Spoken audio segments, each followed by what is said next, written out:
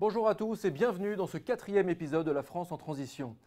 Vous êtes de plus en plus nombreux à nous suivre, de plus en plus chaque jour sur les réseaux, de plus en plus à poser des questions, de plus en plus à rejoindre la communauté des acteurs des ODD. C'est très enthousiasmant. Nous sommes la France en transition, qu'on se le dise.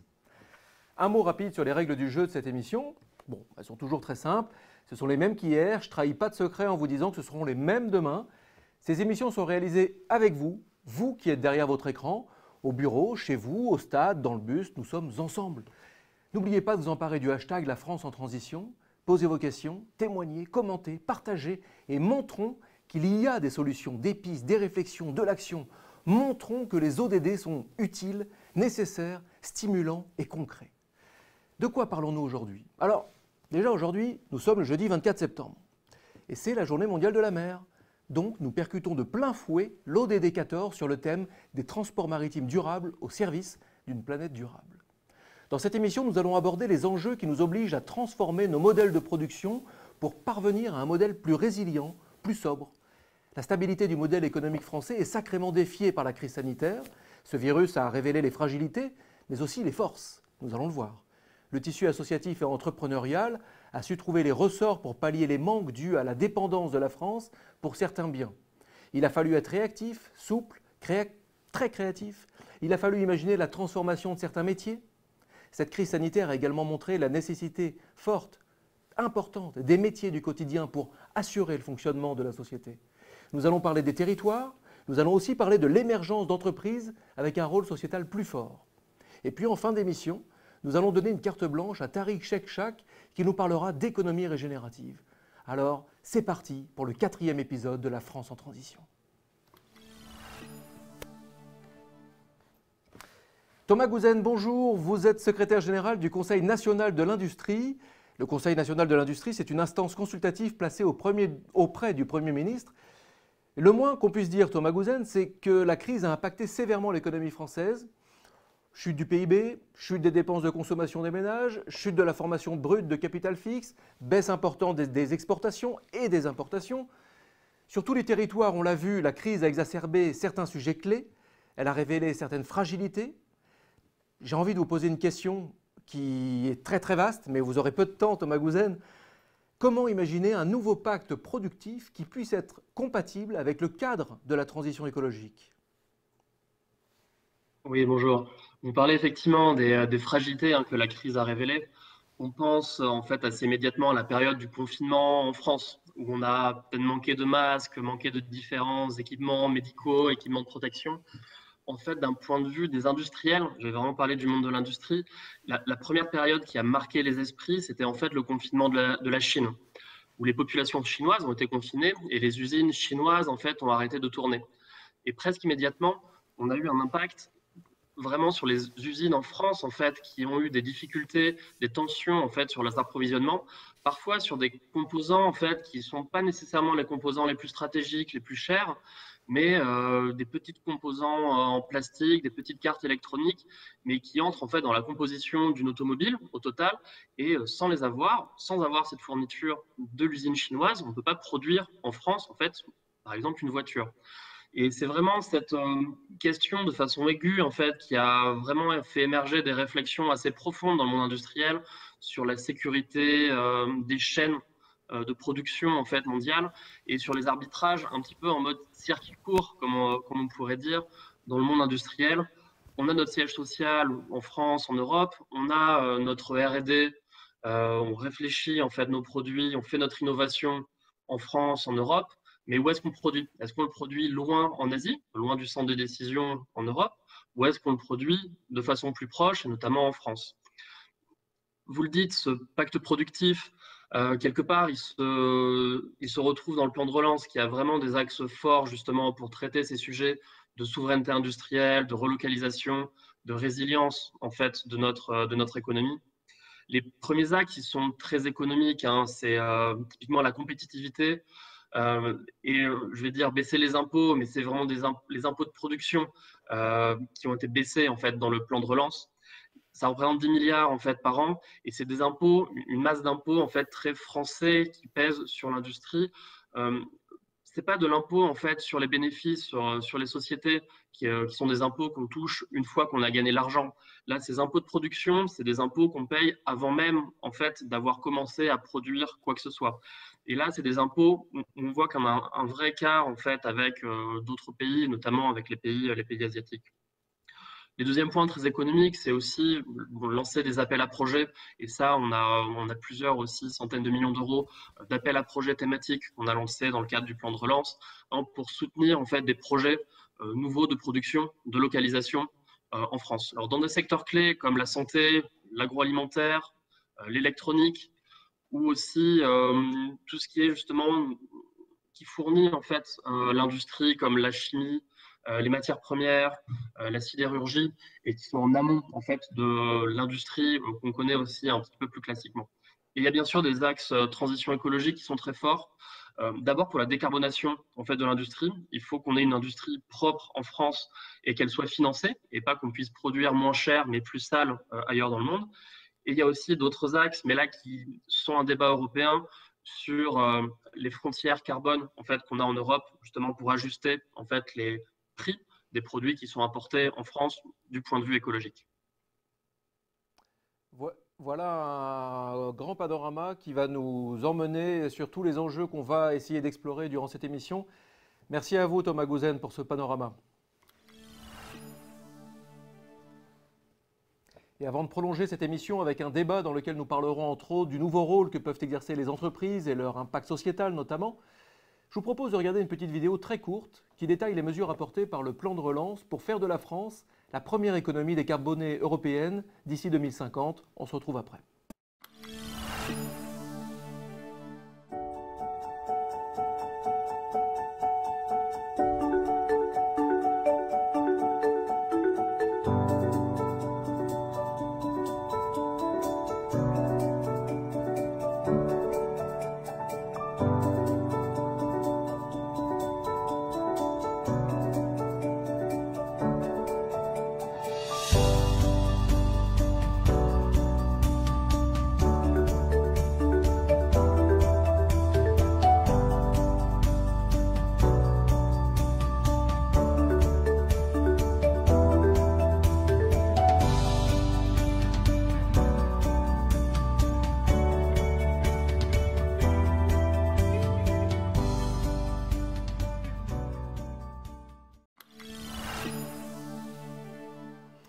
De retour au Cube ici, à Issy-les-Moulineaux, je vous rappelle que vous devez vous emparer de cette émission, vous devez partager, témoigner, commenter, raconter vous aussi vos expériences liées aux enjeux et aux sujets qu'on va aborder dans cette émission sur le hashtag La France en transition bien sûr, et montrons à tout le monde que nous sommes la France en transition. L'entreprise, on le sait, c'est un acteur clé de la transition écologique et nous allons nous interroger dans les minutes qui suivent sur ces nouveaux modèles. Pour en parler, je vous présente nos nouveaux invités. Felaye Malayen, délégué général du Global Compact France, Emery Jacquilla, président directeur général de Camif Matelsom et président de la communauté des entreprises à mission, Stéphanie Goujon, directrice générale de French Impact, et Maxime Blondeau, cofondateur et porte-parole du Printemps écologique. J'ai l'impression de faire l'appel et en même temps, je m'aperçois sur mon écran retour qu'ils sont tous là. Bravo, merci à vous. Bonjour Felaye Malayen.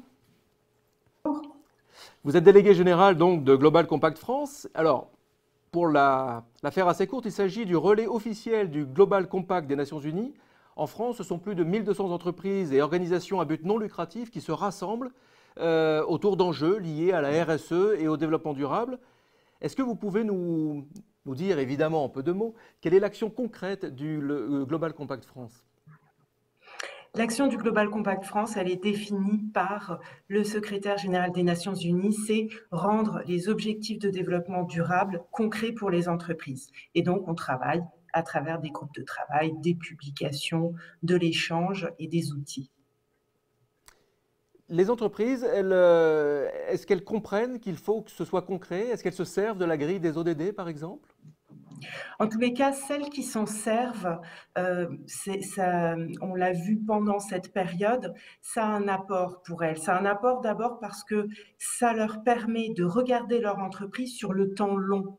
L'idée, c'est pour elles de regarder au travers des objectifs de développement durable, de se projeter, qu'est-ce qui peut arriver dans mon secteur d'activité, comment je peux impacter de façon positive, négative, et quelle est ma raison d'être, donc long terme. Ça leur apporte aussi parce que c'est une façon de revoir le modèle économique et donc de se mettre en posture d'innovation au regard de ce qui peut arriver. Et puis, il y a un autre point qui a été apporté par ces objectifs de développement durable, mais par le développement durable de façon générale, c'est le fait que cela embarque les collaborateurs. Et donc, ça crée de la confiance, ça crée du dialogue et ça crée des enjeux et des valeurs partagées. Donc c'est comme ça que vous pouvez accompagner les entreprises pour qu'elles deviennent plus résilientes, en gros? C'est exactement cet apport des objectifs de développement durable qui les rend plus résilientes. C'est-à-dire prendre de la hauteur, c'est chercher une posture d'innovation et puis être en permanence en dialogue avec ses collaborateurs, mais aussi avec l'ensemble de ses parties prenantes, ses grands donneurs d'ordre, ses clients, les ONG, les médias, le citoyen. Dans la crise qu'on vit en ce moment, une série de crises d'ailleurs, mais la grande crise sanitaire notamment, quels sont les impacts que vous constatez dans les 1200 et quelques entreprises et organisations qui font partie du Global Compact? Alors, ce qu'on constate dans ces entreprises, c'est vraiment, on parle des entreprises qui sont les plus engagées, donc ça n'a pas vocation à être représentatif des entreprises françaises. Mais ce qu'on se rend compte, c'est les atouts qu'elles ont eus durant cette période. Et ça revient exactement à parler de ce que leur a apporté les objectifs de développement durable. Pour celles qui ont dû continuer leur activité, par exemple, il y a eu une très forte adaptation des collaborateurs. Il y a eu beaucoup de confiance des salariés et des équipes dans le chemin et la direction que prenaient les dirigeants. Il y a eu cette posture d'innovation dont on parlait, et puis toujours un lien avec les donneurs d'ordre qui ont fait, par exemple, que des marchés qui, pour une entreprise lambda, ont été abandonnés, arrêtés, annulés, eh bien, ils ont été simplement reportés dans le cadre de ces entreprises. Donc, l'impact de cette crise, elle est comme pour tout le monde, elle est difficile, mais elle les a renforcés dans leur conviction qu'elles étaient sur le bon chemin et dans la bonne manière d'appréhender leur entreprise comme faisant partie d'un immense tout dans lequel elles doivent se poser la question à chaque étape de quels sont leurs impacts positifs ou négatifs sur les 17 objectifs de développement durable. Merci à vous, Felaye Malayenne. Vous restez avec nous. On va essayer de dialoguer, de faire dialoguer avec vos questions également sur le chat. Je m'adresse bien sûr à nos amis derrière leur écran. Je me tourne vers vous, Imri Jacquia. Vous êtes donc président-directeur général de Camif Matelsom et président de la communauté des entreprises à mission. On va d'abord parler de la Camif et de la manière dont vous avez intégré les enjeux posés par la crise sanitaire et comment vous avez su poursuivre l'activité et voir comment vous avez trouvé des ressorts pour imaginer le futur, si on peut l'imaginer. Depuis 10 ans, on a relancé la Camif sur un modèle de consommation responsable en misant sur le Made in France. Oui, la connexion est très compliquée. Bon, vous allez peut-être essayer de revenir avec nous. La connexion est compliquée, c'est le jeu des visios, on l'a tous vu depuis le début du confinement, avec le déconfinement, etc. Bref, c'est notre lot quotidien. Je me tourne vers vous, Stéphanie Goujon. Stéphanie Goujon, vous êtes directrice générale de French Impact. Alors, French Impact, c'est une initiative lancée par le gouvernement afin de fédérer et de valoriser l'ensemble des acteurs de l'innovation sociale en France. Est-ce que j'ai bon, Stéphanie ? Vous avez tout bon, Éloi. Bonjour à vous, bonjour à tous. Effectivement, French Impact vise en fait à accélérer les transitions en faisant changer d'échelle en fait l'économie sociale et solidaire et innovation sociale dans notre pays. On sait que l'ESS, c'est une économie de proximité, une économie de solutions qui est au plus proche du terrain et c'est pour ça qu'elle est en capacité d'accélérer les transitions. Donc nous, la manière... C'est quoi du coup, Stéphanie, la place de cet écosystème sur les territoires en France ? Alors, en fait, on a un programme territorial qui s'appuie aujourd'hui sur 27 collectifs labellisés French Impact. Et un collectif French Impact, c'est quoi? Eh bien, c'est 2 éléments caractéristiques.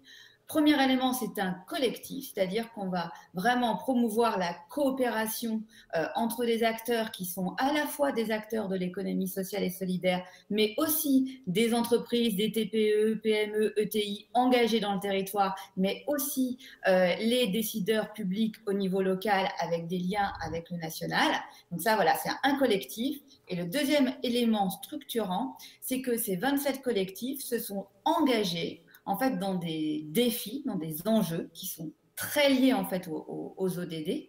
Et nous, l'idée du programme French Impact, c'est que on les amène à réaliser ces défis. C'est en ça que ça accélère les transitions. Donc, et alors, vous avez des outils, oui, on le voit, là, on a un visuel autour d'outils qui vous permettent d'accélérer les transitions. Voilà, la technique ne nous trahit pas pour l'instant. Donc, effectivement, il y a un visuel qui explique les 5 grands leviers qu'on utilise pour ces collectifs territoriaux. Il y a un premier levier qui est la valorisation des initiatives. Cela va sans dire, mais ça va mieux en le disant. On a besoin d'inspirer, on a besoin de montrer toutes les solutions formidables qu'on a dans notre pays. Et c'est un élément qui est clé. French Impact, un peu comme la French Tech dans la tech, peut jouer ce rôle aussi de bannière. Le deuxième élément caractéristique, c'est un appui méthodologique, stratégique, qui va à la fois être de l'échange de pair à pair, mais aussi, par exemple, on parlait de la gouvernance des collectifs avant-hier. Comment on fait pour travailler ensemble? On sait que c'est pas facile. Et on travaille aussi par réseau thématique. Un troisième élément, qui est toujours un peu le nerf de la guerre, c'est de faciliter l'accès au financement. Donc là, on vise à la fois à donner une lisibilité et à faire une pédagogie des dispositifs publics existants. Là, on voit dans le cadre du plan de relance, on va avoir un vrai rôle à jouer auprès de notre écosystème d'innovation sociale. Parfois, pour le porteur de projet ou quelque organisation que ce soit, on sait qu'il y a des choses, mais c'est un peu la jungle, le maquis des aides, on ne sait pas comment s'orienter. Donc, on joue ce rôle de lisibilité, de visibilité, de pédagogie. Mais aussi, on a tout un programme Impact Finance avec des fonds d'investissement privés, des fondations d'entreprise, du crowdfunding, des business angels. Donc, vraiment, on joue sur ces 2 leviers. Il y a enfin un 4e levier qui est sur les facilitations réglementaires. Donc, on sait qu'il y a parfois des bugs réglementaires qui peuvent entraver le déploiement de l'innovation sociale et environnementale. Il y avait un exemple très flagrant l'an dernier, une de nos structures pionnières en vie d'autonomie qui rénove les aides techniques pour les personnes handicapées, donc avec à la fois un volet plus environnemental, plus social, parce qu'ils travaillent avec un chantier d'insertion plus économique. Eh bien, figurez-vous que la sécurité sociale ne remboursait que les aides techniques neuves et pas les aides techniques rénovées. Donc, nous, grâce à notre programme, nous avons pu contribuer à lever ce frein et au dernier PLFSS de novembre dernier, ça y est, maintenant, la sécurité sociale rembourse et ça permet la structuration d'une filière de l'économie circulaire, d'une filière de rénovation du matériel médical. Et le dernier levier, c'est vraiment de s'appuyer sur les synergies interterritoriales. Là, je pense qu'on parlera un petit peu de l'ODD 17. Nous, on y croit énormément. Ça crée de la cohésion, ça crée de la valeur. Comment faire pour que Strasbourg parle à Nantes, qui parle à Mayotte? C'est quelque chose qui est très important aussi et très structurant dans notre manière d'appréhender les territoires. Oui, vous êtes effectivement clairement un acteur en France de l'ODD numéro 17 sur les partenariats à développer pour la réalisation des objectifs. Je me tourne vers vous, Emery Jacquillat. On va retenter. Après tout, on va retenter. Alors, je vous repose du coup la question comment la CAMIF a su affronter la tempête de la crise sanitaire et comment la CAMIF a su peut-être trouver des ressorts pour se transformer. Ayant misé il y a 10 ans sur la qualité, le Made in France et le durable, la crise qu'on a connue a été pour nous un formidable accélérateur et le travail de longue haleine qu'on a fait sur l'engagement autour de la consommation responsable, l'entreprise à mission, nous a vraiment servi de tremplin parce que je pense que collectivement, on a vécu une expérience unique de déconsommation massive, mais on a aussi pris conscience qu'on pouvait consommer moins et consommer mieux. et un certain nombre de citoyens sont passés à l'acte et sont en train de changer radicalement leur mode de consommation. Et donc, nous, pendant le Covid, on a, comme tout le monde, on a dû s'adapter pendant les 2 semaines, évidemment, et mettre en œuvre les solutions digitales. Vous voyez, on n'est pas encore tout à fait à la hauteur de la maîtrise des enjeux sur la visioconférence, mais on fait des progrès chaque jour.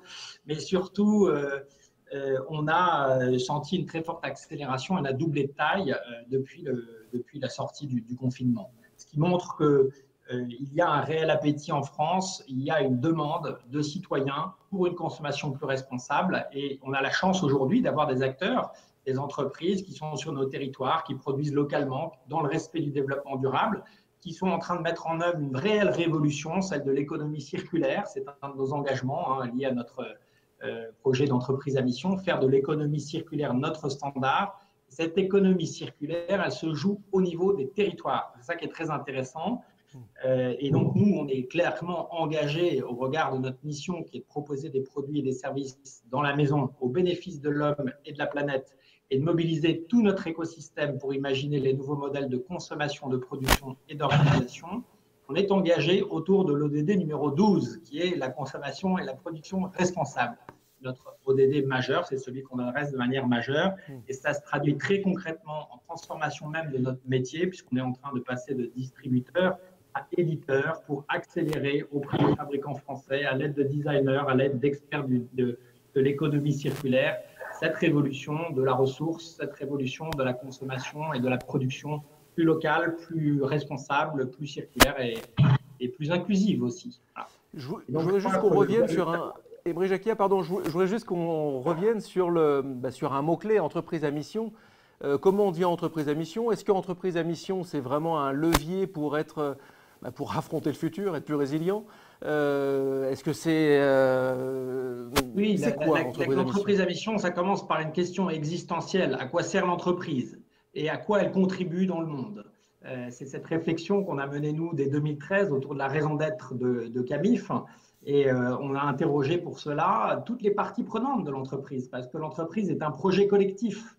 Donc, on a interrogé des clients, des fournisseurs, des acteurs du territoire, des collaborateurs, des actionnaires, en leur disant, au fond, à quoi on sert? Qu'est-ce qui serait fondamentalement différent si on n'existait pas? Et qu'est-ce qui serait fondamentalement différent si tous les acteurs du marché adoptaient les bonnes pratiques de la Camif? On pourrait, par exemple, réduire par 2 notre émission de CO2 liée à notre consommation, puisque sur les 11 tonnes par an et par Français d'émissions de CO2, il y en a la moitié qui sont liées à nos importations. Donc, juste en relocalisant, on peut agir. Et donc, l'entreprise à mission est aujourd'hui, grâce à la loi Pacte que l'on a depuis maintenant 1 an en France, on a un cadre qui est offert à tous les dirigeants, qui permet à tout dirigeant de se poser cette question de sa raison d'être, mais au-delà de ça, de traduire cette raison d'être en objectifs qui sont, et on peut s'inspirer évidemment de cette feuille de route des objectifs de développement durable, qui sont la contribution sociale et environnementale du projet qu'est l'entreprise. Et ça redonne énormément de sens au projet. C'est un levier, on l'a dit tout à l'heure, un levier d'engagement pour nos collaborateurs, mais c'est aussi, il faut le dire, un levier de performance économique. Et c'est ça qui est très intéressant, c'est cette réconciliation entre l'économie et l'écologie et les enjeux sociaux, parce qu'aujourd'hui, le citoyen, le consommateur, le collaborateur, c'est la même personne. Il est en quête de sens et il veut s'investir pour relever les défis qu'on a devant nous, qui sont juste majeurs. On a 10 ans pour changer le monde, il faut y aller dès maintenant, il faut agir dès maintenant. Et cette société à mission qui se dote d'une raison d'être, qui se dote d'objectifs, qui se dote d'un comité de mission qui va évaluer régulièrement comment l'entreprise contribue réellement à ces enjeux ou en tout cas à ce qu'elle a décrit comme étant les siens, eh bien, c'est ça qui transforme en profondeur le modèle de l'entreprise. Et moi, je suis convaincu que l'entreprise est le plus puissant levier de transformation de la société qu'on ait à disposition. Donc, il faut le mettre en œuvre pour adresser les défis qu'on a devant nous. Merci Ebry Jacquia. Je me tourne vers vous, Maxime Blondeau.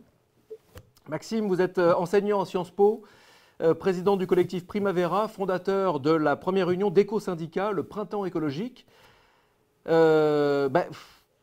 C'est quoi un éco-syndicat, Maxime Blondeau?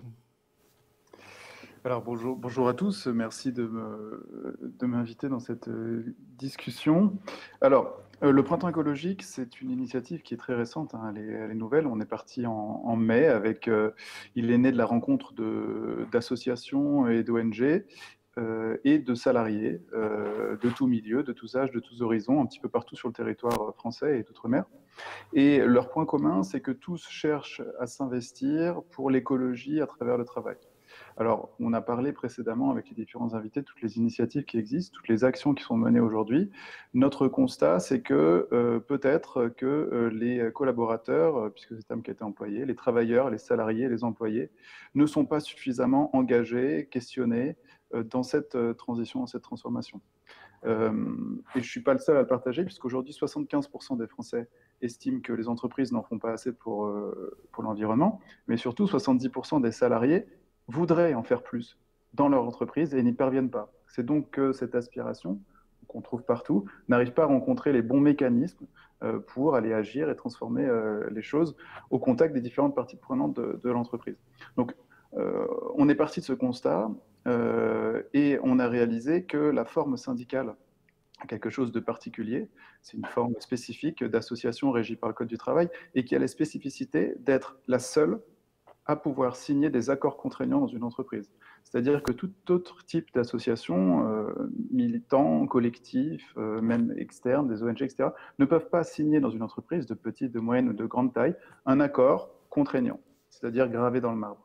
Aujourd'hui, un certain nombre de Français, de salariés, considèrent que les engagements qui sont pris, souvent pour de très bonnes intentions, notamment la question de la raison d'être, mais également la RSE de manière générale, qui existe depuis peut-être une vingtaine d'années aujourd'hui, un grand nombre de salariés, plusieurs millions, plusieurs dizaines de millions, parce qu'aujourd'hui en France on compte plus de 25 millions de salariés, considèrent que le résultat n'est pas à la hauteur de leurs attentes ou que la transition ne va pas assez vite.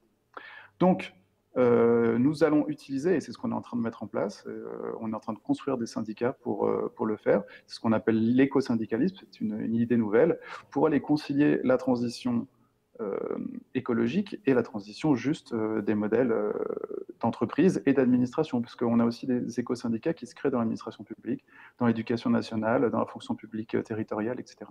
Finalement, une partie de votre boulot à vous, Maxime, c'est d'encourager les salariés à s'approprier les objectifs de développement durable, quelque part. D'une certaine façon, tout à fait. Le glissement juridique qu'on est en train de produire, en fait, c'est d'intégrer, au même titre que ce qui a été fait dans le Code civil récemment, d'intégrer la responsabilité des entreprises dans le Code du travail. Donc ça implique de repenser le rôle du travail dans la société, et ça implique de repenser le rôle des négociations collectives, ou ce qu'on appelle aussi le dialogue social, dans cette transition qu'on appelle tous de nos voeux. Alors les mécanismes sont assez simples, en réalité, ce sont les élections professionnelles. Vous n'êtes pas sans savoir que tous les 4 ans, enfin sur des cycles de 4 ans, l'ensemble des entreprises en France permet aux salariés d'élire ses représentants. Et nous voulons stimuler l'engagement des salariés dans ces élections professionnelles pour atteindre les objectifs de développement durable, mais pas que, ou plutôt l'ensemble des objectifs de développement durable, puisqu'ils couvrent un grand nombre de sujets qui vont être traités par nos éco-syndicats. Merci Maxime Blondeau, merci à tous, on l'a vu en peu de temps, le temps malheureusement nous manque, il est précieux.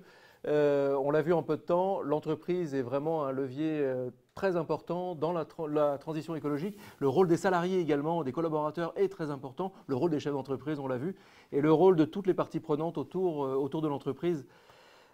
Si vous voulez d'autres outils pour bien comprendre les opportunités liées aux ODD et les axes d'amélioration de votre entreprise, eh bien, je ne peux que vous encourager à aller sur le site du UN Global Compact, puisque le SDG Action Manager propose un tas d'outils. Donc, allez sur le site du UN Global Compact. Merci à tous. Merci. Et alors, pour conclure cette séquence axée sur l'entreprise, je vous propose maintenant de regarder une petite vidéo envoyée par Karim Selouane, fondateur et directeur général de Resalience. Resalience est le bureau d'études Vinci dédié à l'adaptation des projets, des villes, des territoires, des infrastructures et de leurs usages au changement climatique.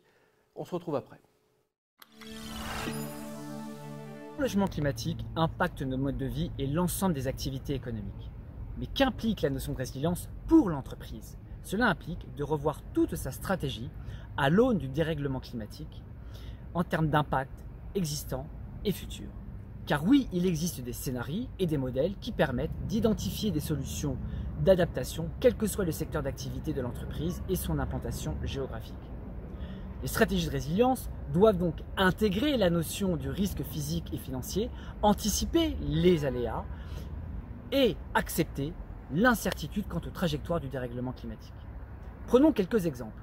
Dans le secteur de la finance, les banques d'investissement sont en train d'intégrer dans leur grille d'analyse les risques physiques et les solutions d'adaptation afin de financer des projets d'investissement pour les infrastructures.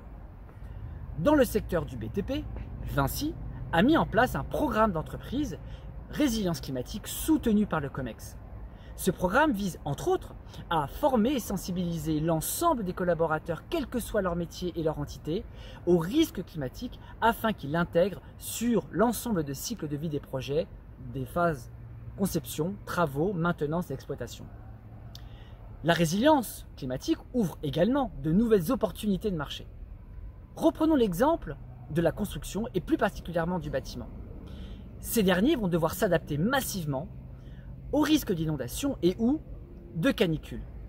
Il existe des solutions très concrètes telles que des bâtiments amphibies sur pilotis, des bâtiments dits réversibles pour adapter les usages tels liés au confort par exemple, mais encore des choix de matériaux, de revêtements permettant d'atténuer les effets d'îlots de chaleur à travers par exemple également l'usage de la biodiversité en ville. En conclusion, n'oublions pas que la résilience à travers l'adaptation doit systématiquement être associée à l'atténuation afin d'accélérer les atteintes des objectifs en termes de développement durable.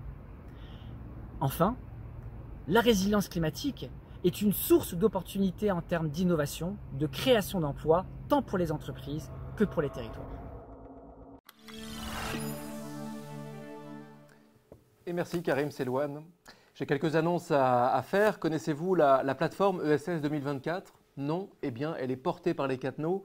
Elle est soutenue par le comité d'organisation Paris 2024 et la Solideo. La Solideo, c'est la société de livraison des ouvrages olympiques pour réaliser les premiers JO et paralympiques inclusifs et solidaires. L'objectif, c'est de faire bénéficier les TPE, PME et entreprises de l'ESS des retombées économiques des Jeux de Paris 2024. Alors si vous pensez que vous entrez dans ce cadre-là, pour bénéficier des services gratuits de ESS 2024, vous pouvez vous référencer sur ess2024.org. Pour ceux qui sont à Paris, 5800 acteurs du Paris durable sont mobilisés vers les 17 ODD pour une planète solidaire. Certains sont invités à présenter les 17 ODD à partir du 18 septembre jusqu'au 8 octobre 2020. Le programme est disponible sur le site acteurs.fr.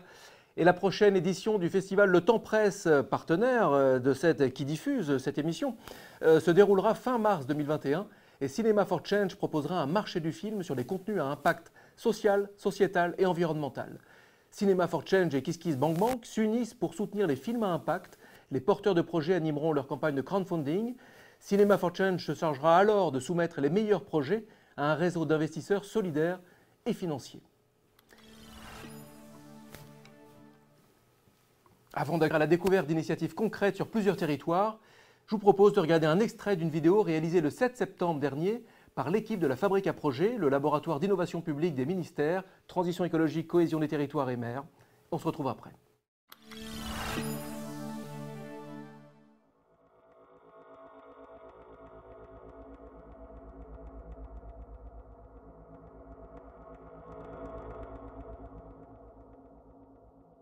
À Nantes, tout le projet Maker, là où des makers se sont associés au CEA, à Renault, à l'hôpital, à l'université. Enfin, c'était des partenariats hyper contre nature. En temps normal, on aurait dit, ah non, mais c'est des gens qui n'ont pas du tout la même culture, c'est pas possible qu'ils travaillent ensemble. Or, ils ont fait, en un temps record aussi, en utilisant les usines la nuit, etc., un respirateur hyper low cost qui coûte je crois 1 000 € au lieu de 10 000 pour un respirateur moyen dans des délais hyper rapides avec ces partenariats un peu contre nature. Donc je pense que ce qui ressort et si on essaie de résumer les messages pour la transformation interne ou externe d'ailleurs dans les entreprises, dans les organisations en général, il y a deux choses qui sortent, c'est que le leadership vient de l'action, ça n'empêche pas de mettre ça en mots, etc. Mais à un moment ça vient quand même de ce que vous faites concrètement. Et puis l'idée qu'on peut influencer les autres ou créer un effet d'entraînement qui fait que, un peu comme dans la théorie du point de bascule, la minorité silencieuse entraîne, enfin la minorité active entraîne la majorité silencieuse. Cet effet d'entraînement-là, il vient des collaborations. 。 . 「 collaboration. 。 . 。 . 。 . 」 . 。 . 」 . 」 . 」 . 」 . 」 . 」 . 」 . 」 . 」 . 」 . 」 . 」 . 。 . 」 . 」 . 」 . 」 . 」 「La transition écologique sortira renforcée de tout ça uniquement, j'allais dire si et seulement si, comme en mathématiques, elle apporte aussi des solutions à la crise économique. Plus qu'une relance par l'écologie, c'est une relance par le local qu'il nous faut. Et ça tombe bien parce qu'il y a plein de thèmes de la transition écologique qui sont absolument locaux. L'économie circulaire, par définition, n'a de sens que localement. La production d'énergie renouvelable, souvent, n'a de sens que localement. Donc il y a beaucoup de thèmes de la transition écologique qui en réalité sont de l'économie locale et qui donc sont meilleurs pour la planète mais aussi très bons pour l'emploi.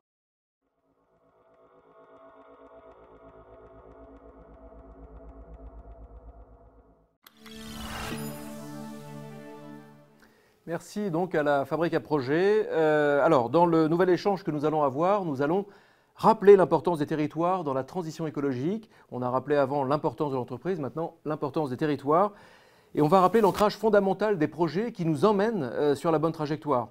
On va voir également à quel point le dialogue est un des leviers indispensables pour mener à bien cette transition.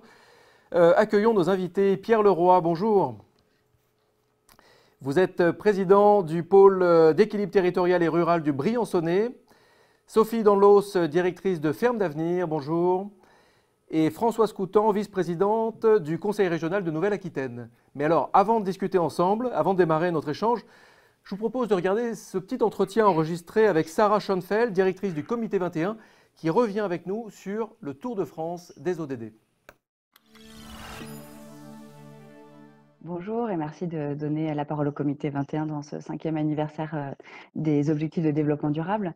Alors c'est vrai que le Comité 21, très tôt, dès l'adoption de l'agenda 2030, fin 2015 et tout début 2016, a imaginé ce projet du Tour de France des ODD pour essayer de sensibiliser et de montrer comment ces objectifs de développement durable peuvent être très pertinents pour penser les politiques publiques des collectivités territoriales, pour structurer une stratégie RSE pour les entreprises et pour réfléchir à un projet associatif. On a imaginé ce projet en 2016, on l'a testé en 2017 et 2018 sur 4 territoires pilotes, en Nouvelle-Aquitaine, en Bourgogne-Franche-Comté, dans les Hauts-de-France et dans le Grand Est. Il s'agit ni plus ni moins, avec les acteurs locaux, d'imaginer un événement d'une journée, de 2 journées, multi-acteurs, où on va d'abord expliquer ce qu'est l'agenda 2030, pourquoi il s'adresse aussi bien aux acteurs français qu'aux acteurs étrangers en cadre de coopération internationale, et essayer de montrer que c'est un outil très intelligent pour décloisonner les secteurs, faire travailler ensemble différentes personnes de différents services dans les organisations publiques ou privées, mais également de décloisonner les acteurs.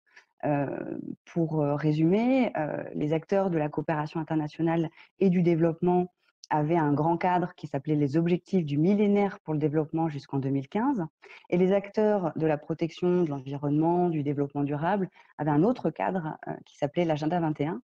Et finalement, l'agenda 2030, c'est le bébé issu de la fusion de l'agenda 21 avec les objectifs du millénaire pour le développement.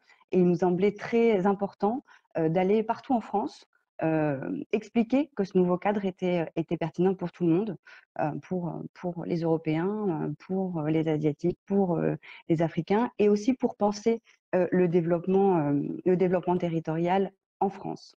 Sarah, où en est-on du déroulement de ce Tour de France ? En 2019, nous étions avec l'ensemble des partenaires dans la première phase des 14 étapes à réaliser.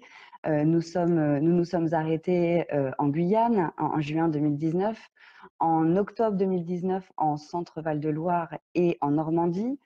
En 2020, la situation sanitaire que nous connaissons a un peu perturbé les différentes étapes qui étaient en cours de préparation avec les acteurs locaux, mais nous ne perdons pas espoir et nous pensons que très prochainement, nous allons pouvoir nous arrêter en Bourgogne-Franche-Comté, le 30 septembre, en Occitanie, en Isère, en Île-de-France et dans les Pays de la Loire.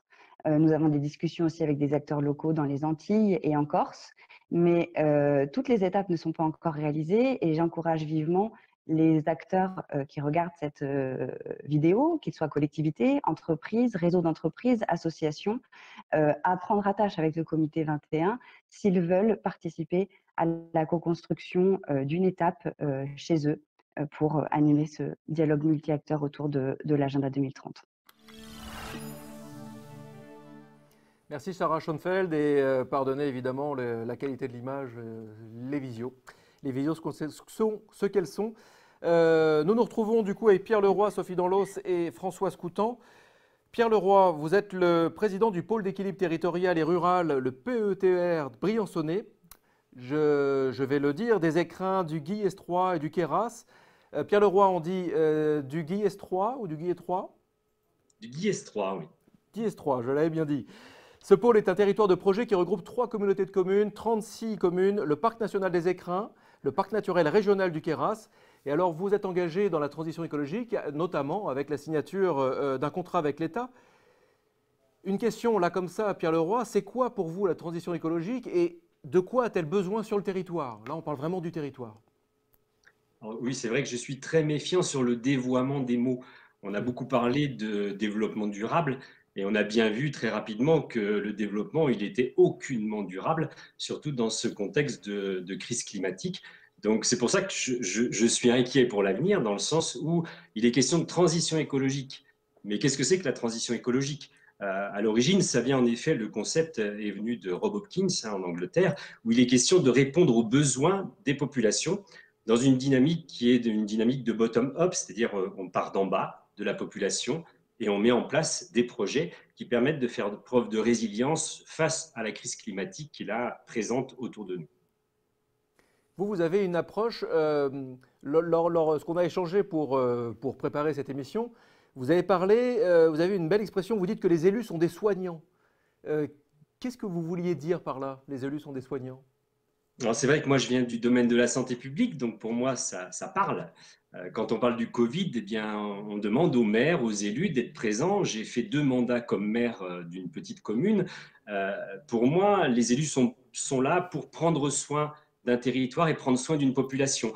Et pour ça, l'essentiel, c'est de faire ensemble. Il n'y aura pas de transition écologique s'il n'y a pas de transition démocratique. Il faut qu'on arrive à casser les clivages, il faut qu'on arrive à rassembler les citoyens, le monde de l'entreprise et les collectivités. Pour vous donner des petits exemples, sur la commune dont j'étais maire, on a baissé de 75% la consommation d'eau potable, on a baissé de 30% la consommation d'énergie. Aujourd'hui, on produit plus d'électricité que ce que consomme la totalité des habitants. On a baissé de 45% le tonnage de déchets, d'ordures ménagères résiduelles. Donc, on voit bien, les élus locaux savent faire, les territoires savent faire. Pour ça, il faut leur donner confiance, il faut les aider, les accompagner. Et là, en l'occurrence, nous, on manque cruellement d'animation territoriale. On l'a dit, on l'a redit, toutes les instances auprès du ministère le disent. On a la sensation qu'on fait face à un dogme. Mais nous, on a véritablement besoin de techniciens auprès de nous pour nous accompagner et mettre en œuvre les projets territoriaux qui sont vraiment très importants pour nous. Cette aide, elle se manifesterait de quelle manière? Par des techniciens sur place, mais finalement, qu'est-ce que ça veut dire pour le grand public qui nous regarde? Il y a par exemple un programme LEADER qui existe au niveau européen. Et dans ce programme LEADER, il y a des aides au monde de l'entreprise, aux citoyens et aux collectivités, mais il y a un accompagnement pour porter les projets. C'est-à-dire qu'on accompagne les porteurs de projets pour construire leurs projets. Et là, en l'occurrence, nous, c'est ce qu'on souhaite faire dans le contrat de transition parce qu'il faut qu'ils viennent de la base, il faut qu'ils viennent des vrais gens. Nous, les axes sur lesquels on travaille, c'est l'autonomie alimentaire, l'autonomie énergétique, l'autonomie dans la gestion des déchets, mais aussi le logement et la mobilité. Et là, on sollicite les citoyens, le monde de l'entreprise pour venir nous voir et là, les accompagner à monter leurs projets pour qu'ils puissent se réaliser sur le territoire et là, faire front à tous ces défis qui sont là autour de nous. Donc, il est véritablement question de prendre soin du territoire, de prendre soin d'une population et surtout de répondre aux besoins primaires des populations, qui est de manger local et bio, pas trop cher, en permettant aux agriculteurs de vivre de leur travail, mais aussi de continuer à avoir du lien social, donc un peu se déplacer sans produire trop de CO2, pouvoir se loger décemment sans consommer trop d'énergie. Bref, tous ces sujets de besoins primaires des populations qui sont la clé de la transition écologique.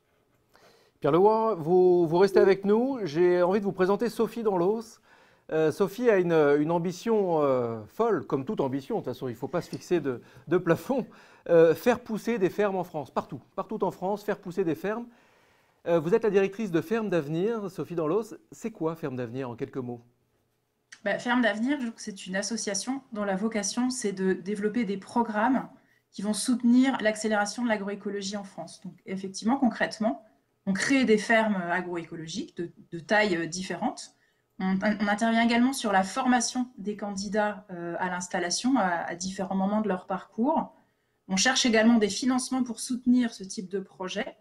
Et enfin, on est aussi le porte-parole d'un réseau de 350 fermes qui font partie du réseau Fermes d'Avenir. Et on porte leur message vis-à-vis du grand public et également des décideurs publics et privés. Alors là, j'aurais envie qu'on parle d'un projet qui illustre parfaitement le propos, c'est Fermes d'Envol. Est-ce que vous pouvez nous en parler? Je crois qu'en région, on a quelques visuels pour bien illustrer. Ouais. En fait, la ferme de l'Envol, c'est vraiment la ferme typique qui illustre le modèle de transition agricole qu'on veut amener en fait avec Fermes d'Avenir, qui est porteur d'innovation sur le plan environnemental, social et économique. Donc, on est sur une ancienne base aérienne, la base 217, qui est située dans le sud de l'Île-de-France, sur Cœur d'Essonne agglomération. Et en fait, dans cette ferme, on va recréer une ferme en polyculture élevage. Donc, on réintroduit déjà cet équilibre entre des productions végétales et des productions animales, avec du maraîchage, avec des céréales, avec de l'arboriculture, des zones de biodiversité, mais aussi de l'élevage et des ateliers de transformation. Et donc, toute cette production est à la fois biologique, commercialisée en circuit court, en direct, auprès de collectifs de citoyens donc, qui sont organisés en AMAP et auprès de restaurateurs locaux. C'est une ferme sur laquelle aussi on est amené à travailler sur l'éco-conception des bâtiments et ce qui va nous permettre de créer des filières locales pour développer des écomatériaux qui seront biosourcés, comme le chanvre, la paille ou le bois. C'est aussi une ferme qui est conçue par et pour les agriculteurs. On intègre dès le départ le principe d'une juste rémunération pour les agriculteurs, donc le coût de production, ce qui sera vendu aux citoyens et aux restaurateurs, intègre dès le départ une rémunération décente pour les agriculteurs. Donc on est en plein démarrage, hein. C'est une ferme qui a démarré sur 2020 à l'issue de 2 années de conception. Et ce qui est vraiment intéressant aussi, c'est qu'en matière de gouvernance, on s'est structuré autour de modèles coopératifs. Donc on a à la fois un groupe d'agriculteurs qui sont organisés pour bénéficier d'une bonne protection sociale, et par ailleurs une société coopérative d'intérêt collectif qui rassemble l'ensemble des parties prenantes, donc comme le disait Philippe Leroy, avec des collectivités, avec des investisseurs, avec des citoyens et des agriculteurs qui portent les investissements de départ, donc qui diminuent la pression au démarrage pour les agriculteurs, et qui sont également garants de tout le projet stratégique agroécologique qu'on a derrière cette ferme. Merci, et c'est aussi le point de départ. Pardon. Merci Sophie. Non, le temps nous manque. On aimerait creuser évidemment pendant des dizaines et des dizaines de minutes ce projet. C'est fabuleux. C'est fabuleux. Je vous encourage tous à taper sur votre moteur préféré. Et vous tapez quoi? Vous tapez Fermes d'Envol. Et puis vous en saurez beaucoup plus. Merci beaucoup Sophie. Françoise Coutan, je me tourne vers vous.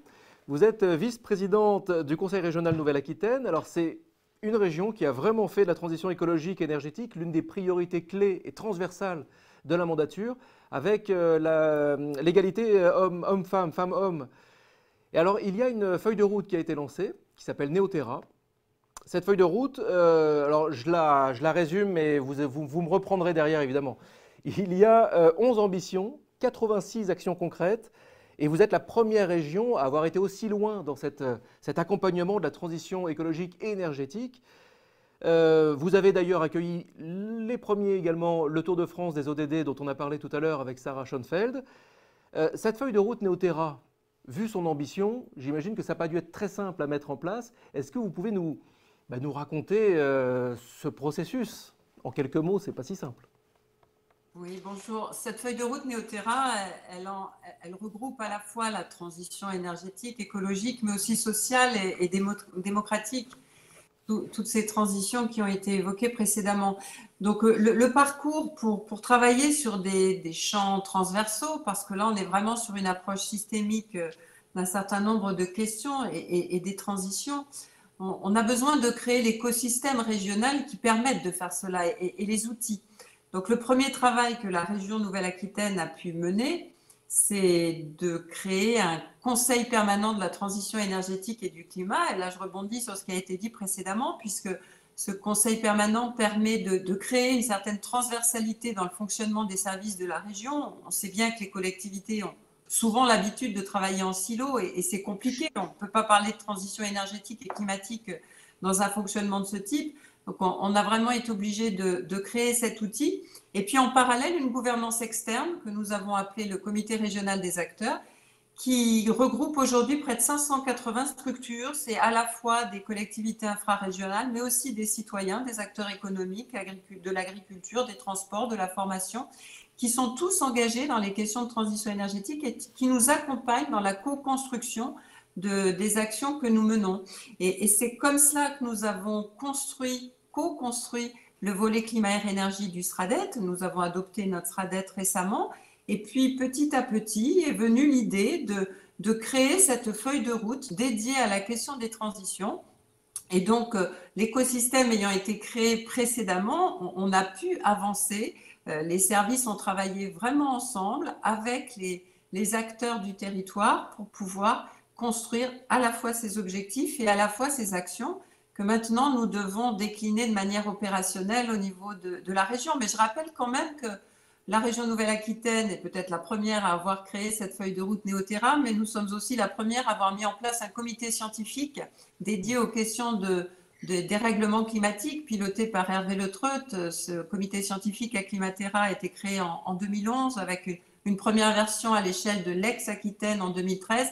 Et ensuite, nous avons renouvelé ça à l'échelle de la Nouvelle-Aquitaine en 2016 avec un second rapport, Anticiper les changements climatiques, qui est paru en 2018 et qui est notre base en fait. Ce sont des éléments factuels, scientifiques, incontestables, qui nous permettent aussi de porter des politiques à la fois ambitieuses, mais aussi efficaces sur nos territoires infrarégionaux. Oui, on le voit là, il y a vraiment toute une série de jalons. On voit qu'il a fallu énormément dialoguer, mettre beaucoup de monde qui venait de partout autour d'une même table. Vous avez participé également à l'élaboration de la feuille de route Agenda 2030. Donc là, c'est au national. Est-ce que ça a été une étape importante sur laquelle vous vous êtes appuyé ou pas du tout? Moi, je dirais plutôt l'inverse. C'est ce qui se passait en Nouvelle-Aquitaine qui m'a permis de proposer et d'être dans une espèce de dynamique où on fait remonter aussi des territoires ce qui se passe pour créer plutôt des documents à l'échelle nationale. Moi, je crois beaucoup à ça, en fait, et c'est aussi ce que j'ai essayé de travailler au niveau de la région. La question de l'appropriation me semble essentielle. Ce n'est pas du haut de la région qu'on va réussir à emmener avec nous les territoires. On a vraiment besoin de les solliciter, de les associer dans toutes les politiques que nous menons. Aujourd'hui, on est confronté à diverses difficultés, notamment par rapport aux énergies renouvelables, les multiples recours. Bon, je crois beaucoup aux collectifs citoyens, pas ceux qui s'opposent à tout, mais ceux qui ont envie de créer un projet de transition au sein de leur territoire. Et c'est aussi pour ça que grâce à ce comité régional des acteurs du COPTEC, c'est aussi grâce à cela qu'on a pu mettre en place un appel à projets participatifs et citoyens, co-construit là encore avec plusieurs centaines d'acteurs de la région et qui a fait émerger à l'échelle de la Nouvelle-Aquitaine quand même 30 collectifs citoyens qui aujourd'hui se sont emparés de ces questions de transition énergétique et écologique sur leur territoire. Et c'est de cette façon-là, me semble-t-il, qu'on avancera le mieux et pas en restant sur un espèce de registre régional sans regarder ce qui se passe à côté. Je crois que la question de l'appropriation est au cœur de nos préoccupations. J'ai envie de vous poser une question, mais qui peut être la même également pour vous, Pierre Leroy, et puis pour vous aussi, Sophie Danlos. C'est en gros, de quoi avez-vous besoin? D'ailleurs, attendez-vous quelque chose, en gros, des autres territoires, du national, de l'Europe, allez savoir, pour accélérer vos initiatives fortes? François Scoutan, par exemple, de quoi avez-vous besoin là maintenant? Je crois que malheureusement, on a besoin de financement, on a besoin d'accompagnement, on a besoin aussi d'écoute. Parce qu'on a beau participer les uns et les autres à des grandes réunions à l'échelle nationale, c'est fort intéressant et on apporte notre contribution. Comment nous, au niveau région, on vit les choses, mais il y a une écoute, c'est important, mais on a besoin d'être accompagné dans ce financement des politiques ambitieuses qu'on a envie de mener à l'échelle. Et pas seulement le financement, mais aussi, parce que bon, si c'est du financement, l'ingénierie est nécessaire. Quand on veut mener un SRADET à l'échelle d'une région telle que la Nouvelle-Aquitaine, ça veut dire qu'il faut aussi regarder ce qui se passe au niveau des intercommunalités avec leurs plans climat et énergie territoriaux. Et notamment en milieu rural, il y a un vrai problème d'ingénierie et de difficulté à trouver des personnes ressources qui accompagnent ces territoires. Nous, c'est un petit peu ce qui nous manque aujourd'hui et je travaille à essayer de trouver des solutions avec ces territoires, mais c'est très compliqué. Pierre Leroy, vous, si je vous posais cette question, tout pareil, de quoi avez-vous besoin maintenant pour accélérer ? Je l'ai un peu évoqué tout à l'heure et c'est en continuité de ce que dit Françoise. Aujourd'hui, on sait faire. Les territoires savent faire, savent changer véritablement le cours des choses. Maintenant, on a besoin d'ingénierie territoriale, c'est-à-dire on a besoin de vrais gens qui sont là auprès de nous, les élus qui sommes bénévoles, pour pouvoir justement mettre en œuvre ces politiques. C'est-à-dire qu'aujourd'hui, il faut aller chercher les citoyens, il faut aller chercher le monde de l'entreprise, parce qu'au fil du temps, il y a eu un clivage qui s'est créé. Et donc, il faut recréer du lien. Et pour ça, on a besoin des gens. Donc, on avait, nous, organisé un événement avec Cyril Dion, avec qui je travaille régulièrement. Il y a eu à peu près 2000 personnes qui se sont réunies dans 36 communes. Et là, on sent que c'est possible.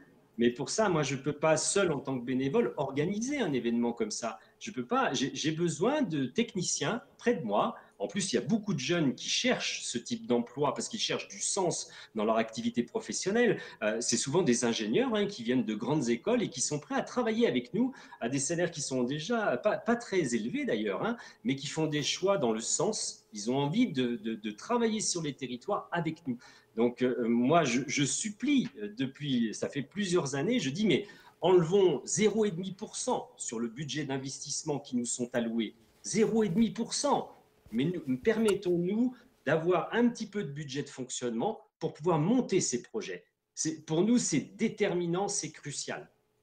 Merci Pierre Leroy. Sophie Dorlos, même question. De quoi avez-vous besoin pour faire pousser des fermes partout ?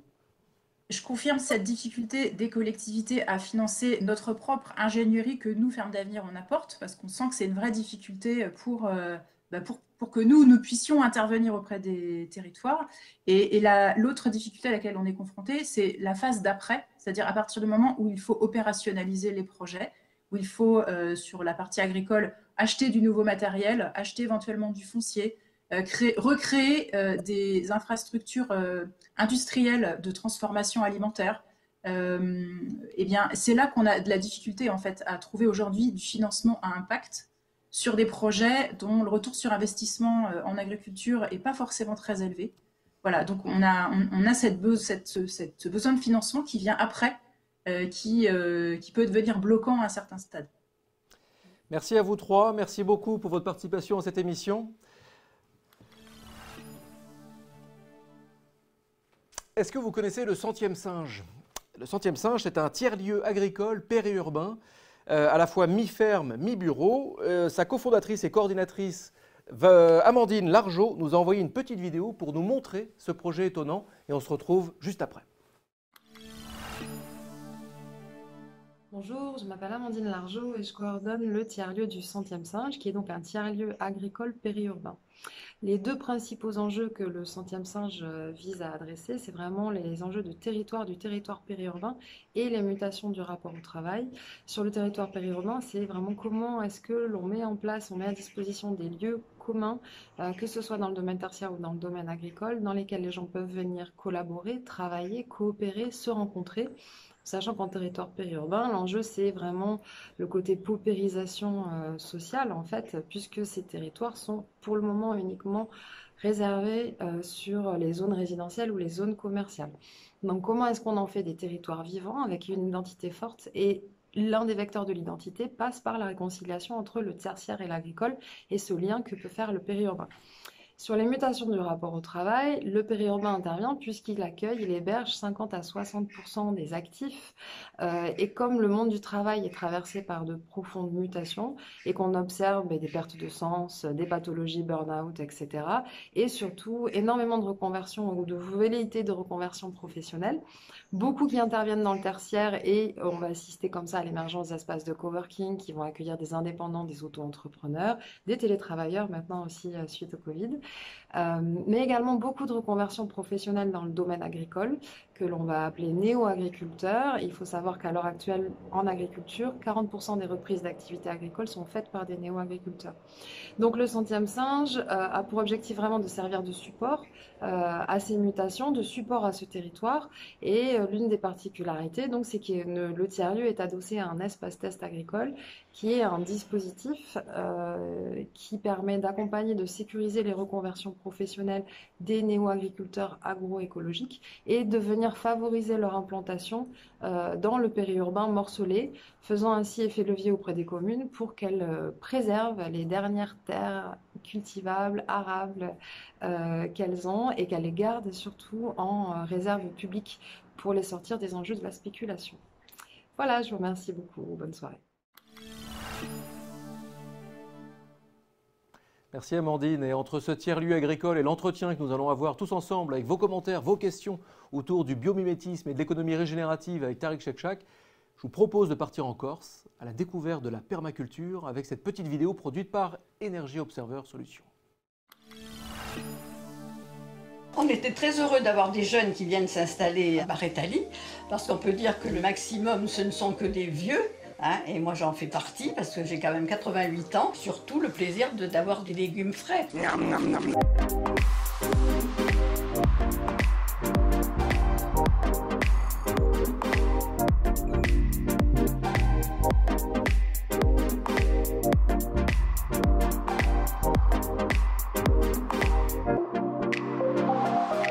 Nous sommes en train de pratiquer ce qu'on appelle une opération de biens sans maître, c'est-à-dire que la commune va récupérer tous les biens dont les héritiers ne sont plus connus. William et Cindy ont candidaté, ils ont été retenus. L'avantage de cette technique, c'est que c'est très rapide. En quelques mois, on peut récupérer des terres qui, de toute façon, n'auront plus d'héritiers connus. Et on va les classer en zone agricole, bien entendu, pour pouvoir permettre à des jeunes de revenir s'installer, de pratiquer une agriculture qualitative.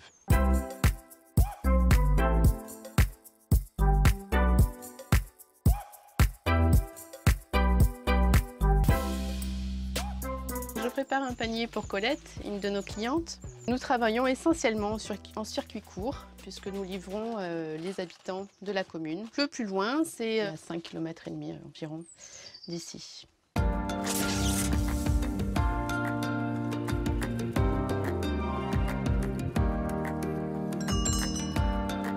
Qu'est-ce qu'il y a encore bientôt? Des radis? Bientôt des radis. Des oignons frais? Et des fèves. Et des fèves? Ah, ça c'est formidable. On n'a pas besoin d'aller au supermarché du coin, qui est quand même à 25 km. Ouais. En fait, ici, on va vraiment jusqu'au bout des principes de permaculture. Quoi qu'on fasse, on a un impact sur notre environnement.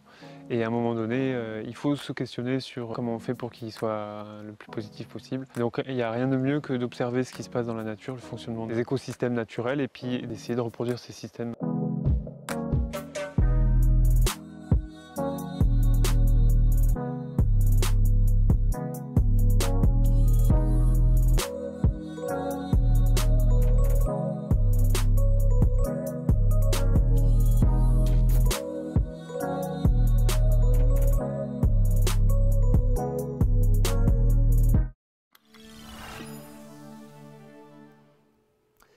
Après ce petit détour par la Corse, nous sommes de retour au Cube, à Issy-les-Moulineaux.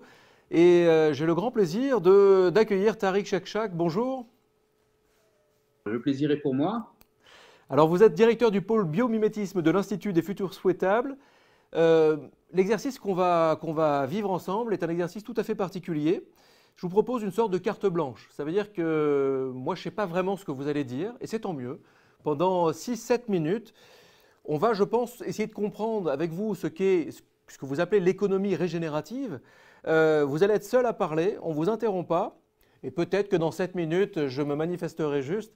Et puis, avec vous, derrière votre écran, avec vos questions, bien sûr, je les reçois ici, avec vos tweets sur le hashtag La France en transition. Manifestez-vous, témoignez, commentez, partagez. On interagira avec notre invité Tariq Chekchak. Donc, c'est la carte blanche. Il est 18h04, 40 secondes. C'est parti, Tariq, à vous. Bien, merci de me donner cette opportunité de m'adresser à vous. Alors, je ne suis pas du tout le seul à porter cette idée qu'il faut aller plus loin à présent que le développement durable, même si, bien sûr, il y a encore beaucoup de choses à accomplir. Si je caricaturais un petit peu, et je sais que je caricature, jusqu'à maintenant, le développement durable, la question clé sous-jacente, c'était comment arrêter de faire du mal, finalement. Comment arrêter de polluer, comment recycler les choses que l'on mettait dans l'environnement en les ayant conçues sans trop penser à ce qu'elles pouvaient bien devenir une fois qu'on ne les utilisait plus. C'est quand même hallucinant quand on y pense. Et il ne s'agit pas de pointer le doigt en disant, voilà, regardez comment ils ont été méchants. C'est une aventure commune. Les solutions du XXe siècle sont devenues les problèmes du XXIe, mais maintenant on sait et maintenant il faut qu'on réagisse. Il y a plusieurs choses qui nous laissent penser que le développement durable a besoin d'être dépassé en parlant de régénération et pas simplement d'arrêter de faire du mal. Déjà, par rapport à l'urgence des enjeux, le fait, et les ODD le montrent, les objectifs de développement durable, qu'on n'est pas dans une vision silotée des choses qui va marcher là. Il faut vraiment qu'on ait une approche systémique et on continue à avoir un petit peu des réflexes, parfois même, je trouve un peu dans les ODD, de vision en silo. Alors voilà, réduction de la pauvreté, effectivement s'occuper de la protection des milieux naturels, etc. Alors qu'on voit bien que tout ça fait système. Alors je caricature là aussi parce que dans les ODD aussi, on se rend bien compte qu'il y a des synergies entre objectifs et qu'il faut bien essayer justement de les repérer. Le concept de l'économie régénérative, c'est aussi très influencé, en tout cas dans la façon dont je le porte, et je suis loin d'être le seul encore une fois, c'est très influencé par ce que j'ai pu en comprendre dans ma carrière des systèmes vivants. J'ai la chance d'avoir été biologiste, de l'être toujours d'ailleurs, naturaliste, d'avoir travaillé pendant plusieurs années pour Cousteau à travers plusieurs environnements, chef d'expédition polaire aussi, sur des navires aussi bien dans l'Arctique qu'en Antarctique. J'ai pu observer des tas de systèmes vivants fonctionner, des systèmes en crise également, comment ils réagissaient aux crises, comment ils étaient capables de rebondir aux crises. Et je me suis rendu compte finalement qu'on pouvait aussi tirer des leçons de 3,8 milliards d'années d'essais-erreurs, c'est l'âge de l'existence de la vie sur Terre, au service d'une intention de régénération. Et qu'est-ce qu'on voit quand on analyse les systèmes vivants? On voit que l'économie du vivant est fixatrice du carbone, bien plus qu'émettrice, beaucoup plus fixatrice à travers la biomasse, mais aussi quand vous voyez les falaises d'Étretat, par exemple, c'est du calcaire, la biominéralisation, des gigas et des gigatonnes de calcaire qui ont été extraits de l'atmosphère primordiale de la Terre par le vivant. C'est la même chose pour le bois, c'est la même chose pour votre corps qui est globalement fixateur de carbone. Et donc nous sommes une économie où on se demande encore comment on va moins émettre. Donc il pourrait être intéressant, et il y a déjà des acteurs qui le font, de se dire où est-ce que je peux fixer du carbone directement. Il y a par exemple des projets comme celui qui s'appelle CO2 Solstock, où on essaye d'explorer comment le vivant fait pour faire de la biominéralisation, des ciments en fait fixateurs de carbone plutôt que consommateurs de carbone, mais également indirectement à travers de la reforestation et si possible de la monoculture d'arbres. Et il y a des tas d'autres possibilités en fait de fixer du carbone à travers une agriculture qui est dynamique et vivante. Dans les sols, par exemple, dans la biodiversité qui revient, on fixe aussi du carbone. Également, essayer de repérer les milieux que l'on doit préserver, qui ne sont pas encore trop dégradés, mais aussi peut-être concentrer notre envie de créer de la valeur dans des milieux qui ont été fragilisés, atteints, déstabilisés, et finalement se donner du sens encore plus grand dans notre mission que l'on se donne pour cette prochaine décennie, c'est-à-dire soigner, prendre soin à 3 niveaux. Prendre soin au niveau des individus, garder un petit peu aussi ce que peut-être la Révolution française a ramené, où on a aussi finalement les libertés individuelles ont pu un petit peu devenir importantes dans l'inconscient collectif, en tout cas dans pas mal de zones du monde. Donc on garde le meilleur de ça, mais peut-être revenir aussi au collectif un peu plus. Prendre soin de sa société. Quoi que l'on mette derrière ce mot de société, ça peut être son quartier, ou son immeuble, ou sa démocratie locale, régionale, nationale, prendre soin de sa société. Et prendre soin des écosystèmes naturels qui nous rendent de fiefs services, ce qu'on appelle les services écosystémiques. Donc il ne s'agit pas simplement de protéger les oiseaux parce qu'on les aime ou les abeilles parce qu'elles sont source de poésie, c'est aussi une raison très importante, mais parce qu'aussi on est en interrelation, interdépendance. Et le mot dépendance est un petit peu parfois peut-être manque de poésie. J'aime bien moi plutôt la relation. Et en fait, c'est indéniable à travers les services d'approvisionnement que nous fournissent les écosystèmes, tout le bois, toutes les denrées alimentaires que l'on prélève, mais aussi les substances médicinales, par exemple, les services de régulation. On a parlé du carbone, mais une forêt qui pousse sur un bassin versant va aussi éviter les précipitations, que les précipitations violentes aient des impacts négatifs en fond de vallée, par exemple. Services culturels, esthétiques, le fait que vous ayez envie de vous promener avec votre famille dans un endroit où un peuple sacré, un peuple qui considère un site comme sacré.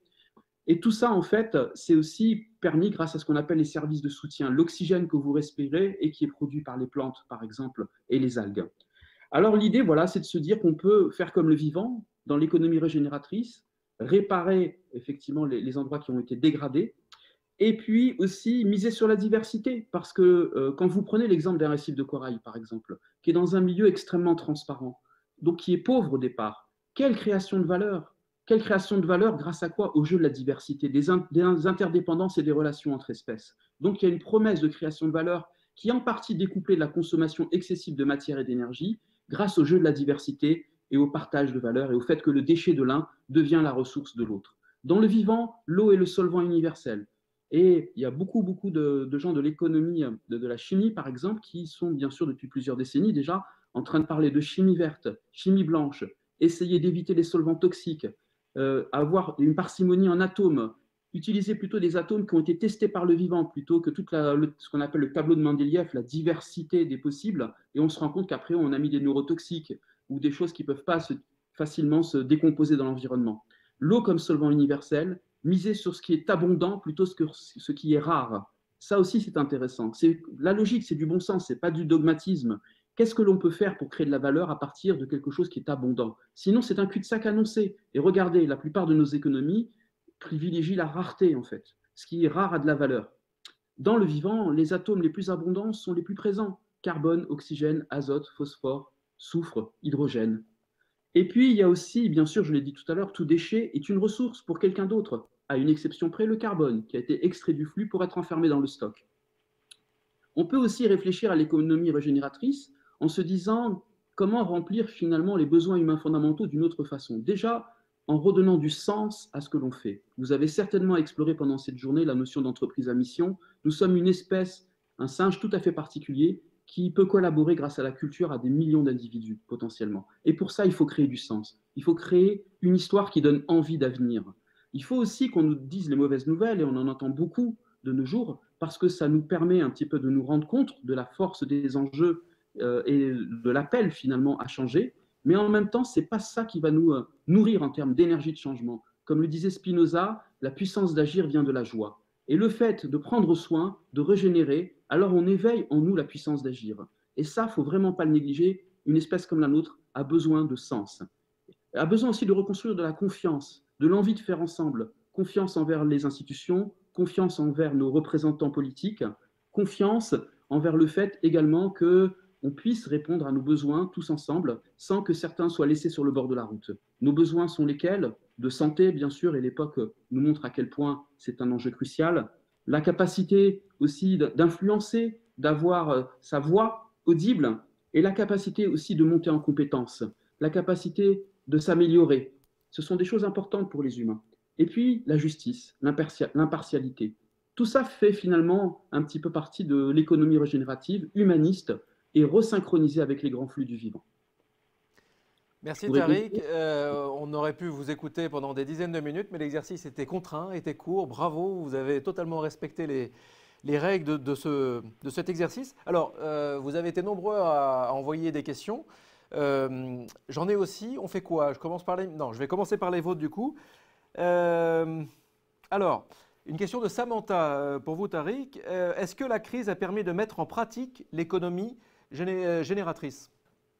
En fait, c'est en pratique, c'est en train d'être incarné. Ce sont ce qu'on appelle les signaux faibles. L'Institut des futurs souhaitables essaye de repérer en fait ces signaux qui essayent de nous montrer ces arbres qui essayent de pousser dans le fracas des arbres qui tombent.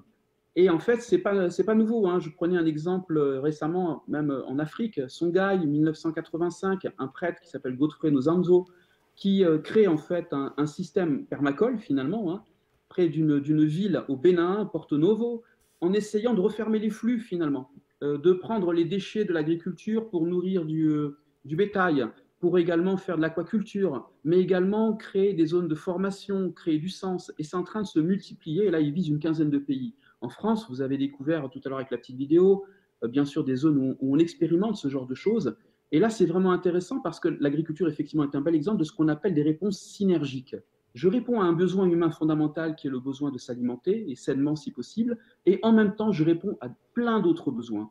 Il y a le projet, par exemple, BioVallée dans la Drôme à l'échelle des territoires.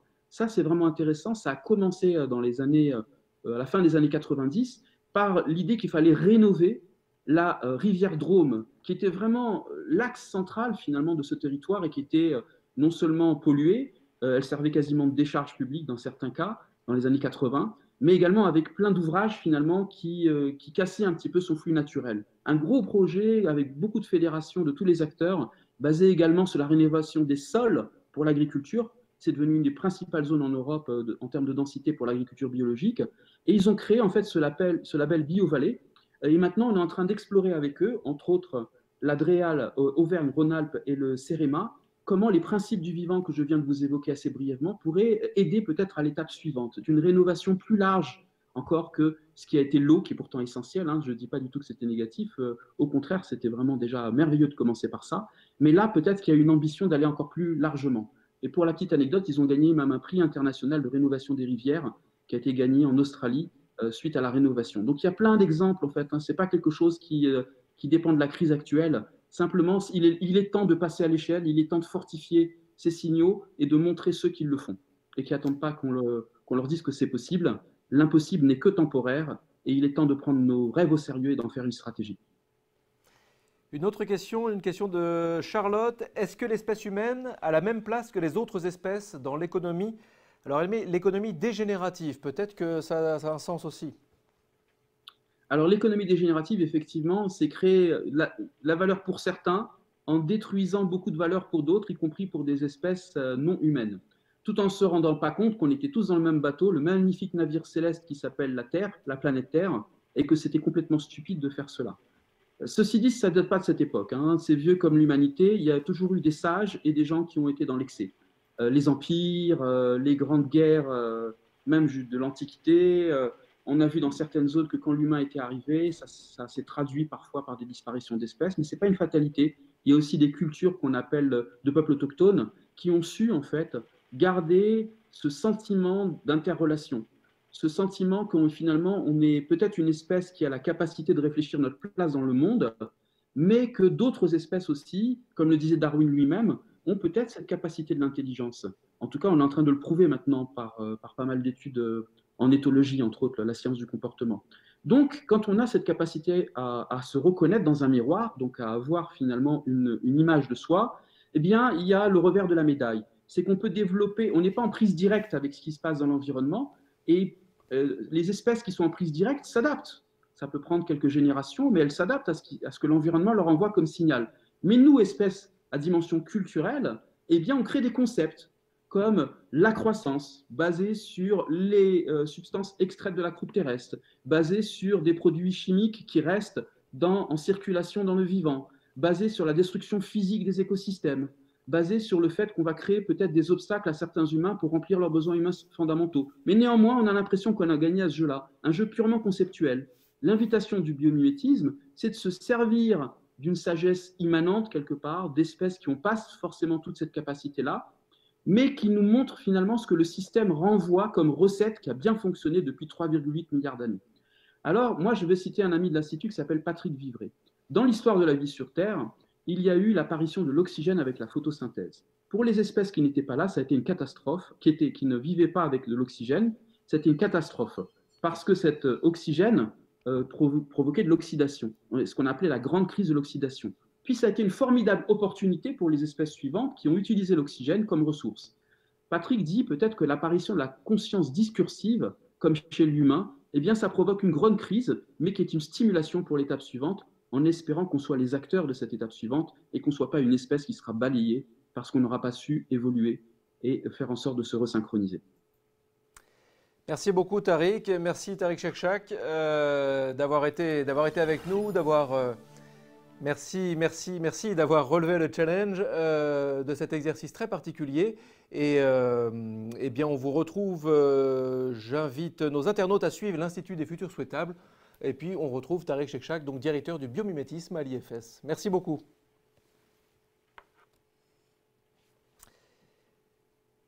Quelques petites annonces maintenant à vous donner parce que je sais que ce moment est très attendu. Et oui, alors n'oubliez pas de sortir vos agendas. Voilà, je vous laisse le temps. Vous retrouverez toutes les infos de toute manière sur le site anniversaire-odd.fr. Bien sûr, demain, encore comme aujourd'hui, si vous êtes au Havre, vous devrez aller faire un tour sur le Forum international des villes et territoires positifs organisé par l'Institut de l'économie positive. Nous le répétons régulièrement, nous l'avons encore répété largement aujourd'hui, évidemment, mais les territoires sont en première ligne pour réinventer le monde.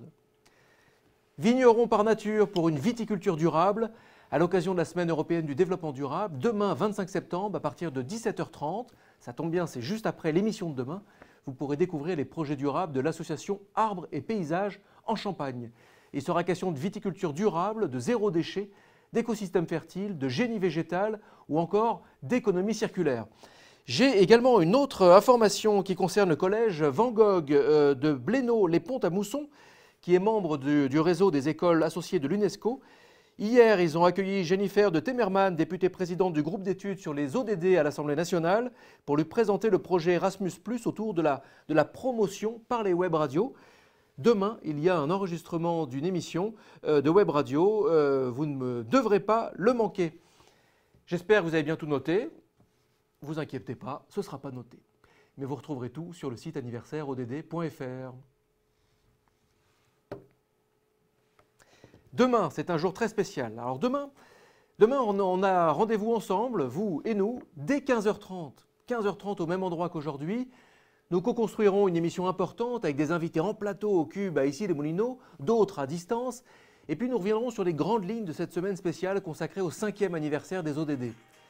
Nous parlerons de la jeunesse, de leur force d'engagement, des territoires, de leur pertinence, de la représentation citoyenne, de l'exemplarité des organisations publiques et privées, mais aussi des ODD dans la finance.